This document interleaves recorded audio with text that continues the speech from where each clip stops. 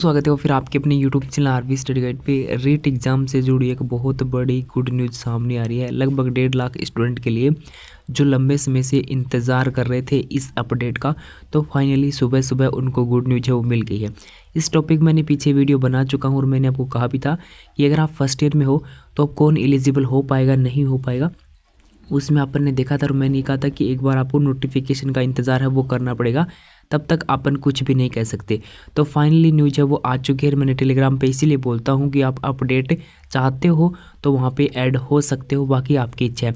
रीट में बड़ा बदलाव, बीएड फर्स्ट ईयर और बीएसटीसी फर्स्ट ईयर वाले अभ्यर्थी भी हो सकेंगे शामिल। 1.5 लाख अभ्यर्थियों को फ़ायदा होगा। रीट का नोटिफिकेशन कब तक जारी होगा ये मैं आपको पीछे वीडियो बनाकर बता चुका हूँ। एग्ज़ाम है वो आपकी अभी तक भी यही कहूँगा कि फरवरी में प्रस्तावित है। पूरी न्यूज़ है वो आपके सामने है, ये आपके सामने पूरी न्यूज़ है वो मैंने यहाँ पे टेलीग्राम पे डाल दी है। इसका नोट जाकर आप वहाँ पे पढ़ भी सकते हो। नए प्रावधान से विद्यार्थियों को मिलेगी राहत, इसी माह जारी होगा रीट का नोटिफिकेशन। रीट में बड़ा बदलाव, बीएड डीएलएड प्रथम वर्ष के विद्यार्थी भी हो सकेंगे शामिल। लगभग 1.5 लाख के स्टूडेंट को फ़ायदा होने वाला है। ये नोटिफिकेशन जारी होने के बाद जो आप आवेदन करोगे उसके आवेदन के लिए आपको 25 से 30 दिन का समय मिलेगा और उसके बाद आपकी एग्ज़ाम है वो करवाई जाएगी। अभी भी मैं आपको पूरी न्यूज़ आपके सामने रखने वाला हूँ। इसमें आपको एक बार फिर से क्लियर हो जाएगा कि नोटिफिकेशन है वो कब तक आ रहा है। जो अपन ने देखा था कि 12 दिसंबर को आपका नोटिफिकेशन आ जाएगा, तो क्या 12 को आपका नोटिफिकेशन आ पाएगा या नहीं आ पाएगा, तो पूरी न्यूज़ आपके सामने है। बाकी जो बार बार आप पूछ रहे थे कि फर्स्ट ईयर वाला एग्ज़ाम दे पाएँ नहीं दे पाएँ, फर्स्ट ईयर वाला केवल एग्ज़ाम दे पाएंगा, पात्रता परीक्षा बन की पात्रता मान्य हो जाएगी। लेकिन मुख्य परीक्षा के लिए उनको मैंने पीछे एक वीडियो में नियम बताए थे कि जब आपका मुख्य परीक्षा के फॉर्म भर जाएंगे तब तक आपका रिजल्ट आ जाने चाहिए सेकेंड ईयर का, तो ही आप मुख्य परीक्षा के लिए एलिजिबल हो पाओगे। राजस्थान अध्यापक पात्रता परीक्षा रीट के लिए रीट में इस बार बड़ा बदलाव करने की तैयारी वो की जा रही है। पहली बार बीएड और डीएलएड प्रथम वर्ष के विद्यार्थियों को रीट में शामिल हो सकेंगे। शिक्षा मंत्री मदन दिलावर के निर्देशन के बाद अभी यहाँ पे ये जो प्रावधान लागू किया गया है, ये शिक्षा मंत्री के निर्देशन के बाद में प्रावधान है वो लागू किया गया है, ना कि एनसीटी वाला जो अपन ने नियम देखा था उसकी यहाँ पे भास्कर द्वारा कोई भी जानकारी वो पोस्ट नहीं की गई है। भास्कर ने ये प्रिंट किया है कि शिक्षा मंत्री जो मदन दिलावर है उनके निर्देश के बाद यहाँ पे ये प्रावधान है वो लागू किया गया है, ना कि एनसीटी के निर्देश के बाद। अभी तक रीट में क्या होता था कि जो डीएलएड और बीएड के जो सेकेंड ईयर के स्टूडेंट थे अंतिम वर्ष वाले, उन्हीं को शामिल किया जाता था।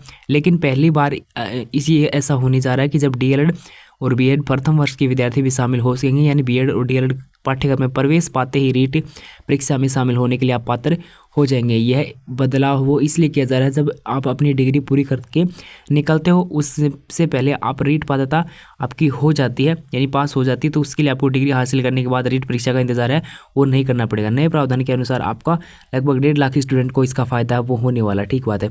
अब आप बात करें नोटिफिकेशन की। प्रदेश में भाजपा सरकार की पहली वर्षगांठ के ऊपर इसी महीने में कभी भी रीट का नोटिफिकेशन जारी हो सकता है।